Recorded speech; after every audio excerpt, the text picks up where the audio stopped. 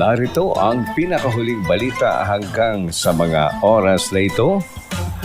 Tanging si Speaker Ferdinand Martin Romualdez sa mga pinakamataas na opisyal ng bansa ang nagkaroon ng pagtaas sa Trust and Satisfaction Ratings batay sa resulta ng survey ng Tangier.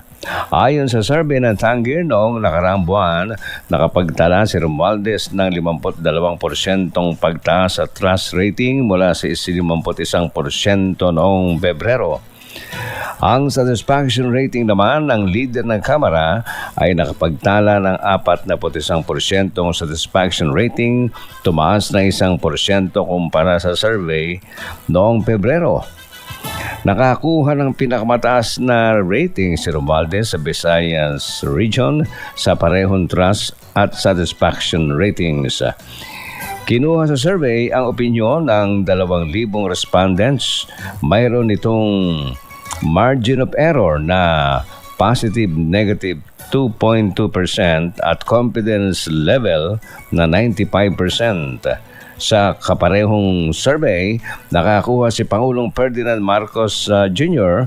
ng 54% trust rating at 41% satisfaction rating, samantalang si Vice President Sara Duterte nakapagtala ng 64% trust rating, bumaba ng 4%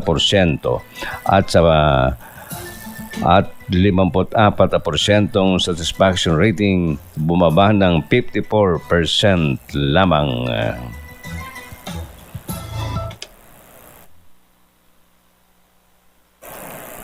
Samantala, naghahanda na magsagawa ng kilos protesta ang transport group na Manibela laban sa nalalapit na consolidation deadline ng PUB modernization program ngayong buwan. Ayon kay Manibela Chairman Mar Balbuena, nagpupulong na ang mga kanilang miyembro sa iba't ibang bahagi ng bansa para paghandaan ang protesta sa Abril 15 at 30 na siyang deadline ng consolidation. Dagdag pa ni Balbuena, hindi sila pinakinggan umano ng lahat ng korte, kaya muli silang babalik sa kalsada para iparating sa Pangulo ang kanilang hinaing. Sa ilalim ng PUB modernization ay kailangan mag-consolidate at maging miyembro ng kooperatiba ang mga tsuper at operator na hindi sinang-ayunan ng Manibela at iba pang mga grupo. Mula naman dito sa News Center, ako pa rin, Andy Verde. Tuloy-tuloy sa pagbabalita, tuloy-tuloy sa serbisyo, sama-sama tayo, Pilipino. RH! Ang oras sa buong kapuluan, ganap ng alas 12 ng hating gabi. RH Rapido Hataw Balita. Narito ang pinakahuling balita hanggang sa mga oras na ito. Pumalo na sa halos sa 6,000 ang naitalang insidente ng sunog sa bansa ngayong 2024. Ayon sa Bureau of Fire Protection, 5,764 na sunog na ang naitala sa bansa kung saan 120 katao nang namatay mula Enero hanggang Marso ng taon. Umakyat na rin sa higit 2 bilyong piso ang halaga ng pinsala ng mga natupok na apoy. Sa datos ng BFP, pangunahing sanhi ng sunog ang rabies fire, upos ng sigarilyo at open flames sa mga sakahan. Bukod dito, pinalalahanan din ng publiko na linisin ang kanilang bakuran dahil maaari-ani ang pagmula ng sunog ang mga natuyong dahon dahil sa tindi ng init ng panahon. Samantala, Pansamantalang makakaranas ng interruption sa supply ng tubig ang ilang lugar sa Quezon City at Rizal mula ngayong araw, Abril 3 hanggang 5.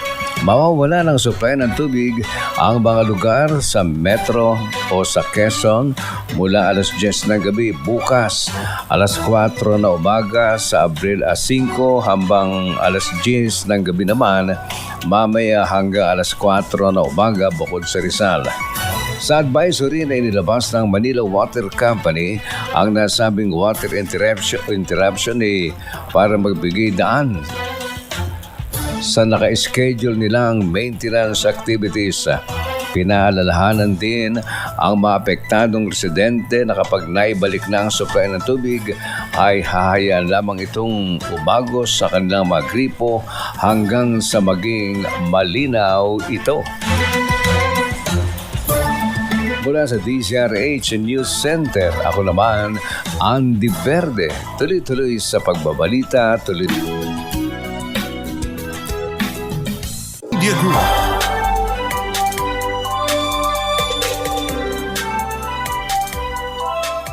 Ang oras sa buong kapuluan ganap ng 1:00. RH Rapido Hataw Balita.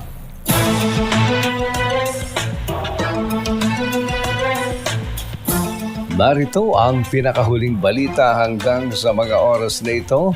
Nagbabala si Ilocos Sur Governor Jerry Singson sa mga residenteng malapit sa mga baybayin na manatiling alerto at iwasan munang pupunta sa dagat.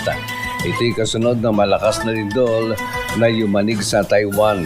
Samantala, nagpatupad naman kanina ng preemptive education o evacuation na mga lokal na pamahalaan ng Pagudpud at Curimaao sa Ilocos Norte. Sinuspindi na rin ang pasok sa mga paaralan sa Pagudpud at Curimaao upang matiyak ang kaligtasan ng mga estudyante.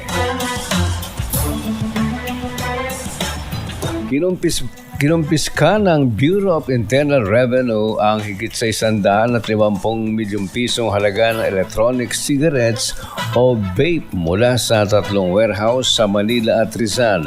Ayon kay BIR Commissioner Romeo Lumagi Jr., higit sa 60,000 units ng illegal na vape ang hindi pa bayad sa excise tax ang niraid ng BIR nito lamang March 27. Maharap naman sa patong-patong na kasong kriminal at sibil ang mga pamunuan ng nasabing warehouse. Samantala, nagpaalala si Lumagi sa mga may-ari ng vape business na magparehistro sila at magbayad ng buwis ng tama para hindi kumpiskahin ng BIR ang kanilang mga produkto. Mula sa DZRH News Center, ako naman, Andy Verde. Tuloy-tuloy sa pagbabalita, tuloy-tuloy sa serbisyo, sama-sama tayo, Pilipino.